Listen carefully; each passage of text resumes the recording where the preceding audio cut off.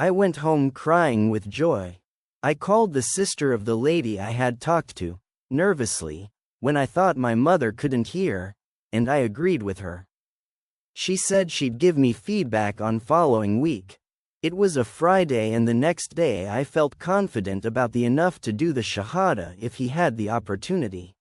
How did I know not I could go back? I prayed for strength in the period that was to come. It was very difficult, because when I went to church that Sunday I felt very guilty and scared that I was doing something wrong. And with almost everyone I know being Christians and having misconceptions about Islam, I have no support whatsoever. Apart from the fact that they mistakenly thought that the God of the Muslims is different from the God of Christianity, someone in my family too thought, what horror, that Muslims pray to and worship Muhammad, may God exalt. No wonder he was afraid to tell them, but luckily God strengthened me soon after. After that blessed day when I decided to trust God, I was tense and anxious at the same time, because I knew I was a great I passed by and feared what my parents would think. To tell you the truth, I was also very impatient to take the big step, after I decided I wanted to. By what to expect, what would happen if I died before I had a chance to reverse?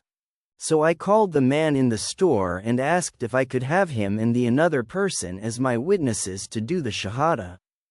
After 2 postponements, sent by God to teach me patience, I found him, the wife and son boy in a car at the local shopping center at night, 3 days after. The reason for this funny hangout was so I could get there without my parents, since I don't drive. Sat in the car, they explained some things and lent me some books, before I pronounced the Shahada, the testimony of faith. At first he didn't say anything. Until today, when I think about where I became a Muslim, I find it funny to think that it was in a parking lot. What a metaphor for my journey. I've finally found a place to park. It was on February 22, 2011, 18 Rabi ul-Awwal, 1432. What a glorious day, jihad and joy. When I got home, it still hadn't fallen on me. Testing began when I returned home. I almost had problems with because it took me a long time and the sun had already set. I apologized a lot and I tried to cover up my fears. But I needed to tell them soon, gradually. And so I did. That very night, I spoke first with my mother. But I didn't tell her about that was already a Muslim. Just said I was in the process of learning about Islam and that he had not told her because he feared what she might think. She acted just like when I became a Catholic. She didn't approve, but she said that I was old enough to decide for myself, only that I should be careful. At first, she said, "No, no, no, Stephanie, no, no." But later, after I said a few things about Islam to try help her with her misconceptions, that she would remain the same and love her as daughter, she calmed down. She could see that I was serious about it. I felt so much for her. It was a lot to take in at once and my heart ached for her. My father was also annoyed.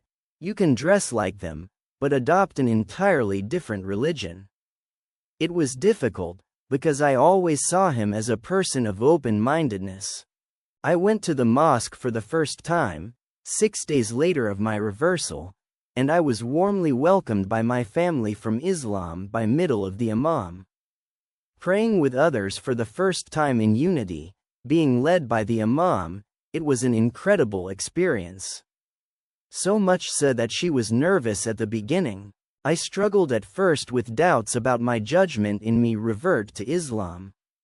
A week after my reversal, when I started to learning in the madrasa, I began to feel overwhelmed by all these things, new ones to learn, and this new change in my life, and the old feelings of depression, which attacked me in every major change in my life, returned. How could I be a Muslim? Islam was so different from my background. And how to try to explain to my parents that I can't eat ham anymore, bacon or pig. Why do I have to wash the utensils before using them? Or why are his dog unclean and can't enter my room anymore? A new sense of isolation threatened to set in. I was concerned about my spiritual life.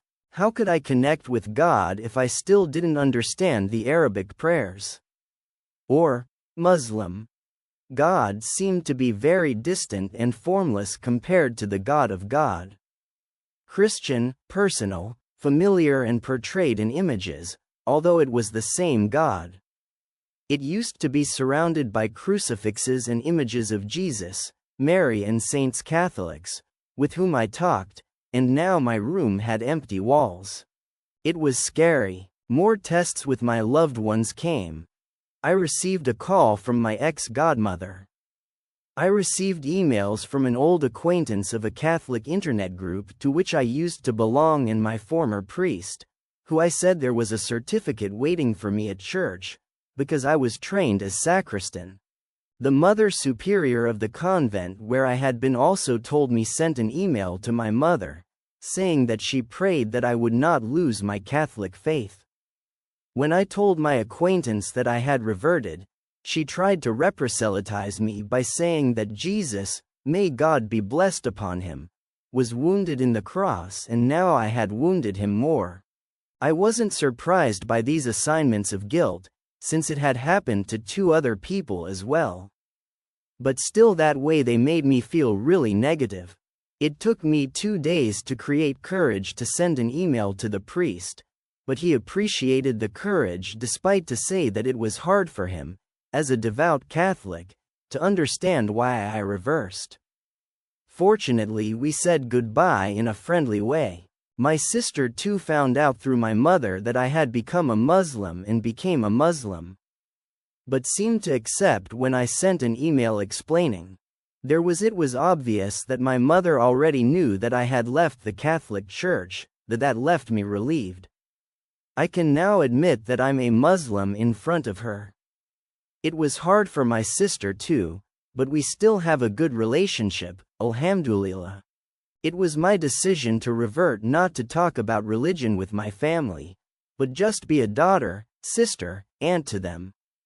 This is definitely the same advice I give to other reverts. Be yourself. Stephanie, ex-Catholic, South Africa, Part 4 of 6. Stephanie, ex-Catholic, South Africa, Part 6 of 6. Rate, favorite it, print, PDF, add a comment.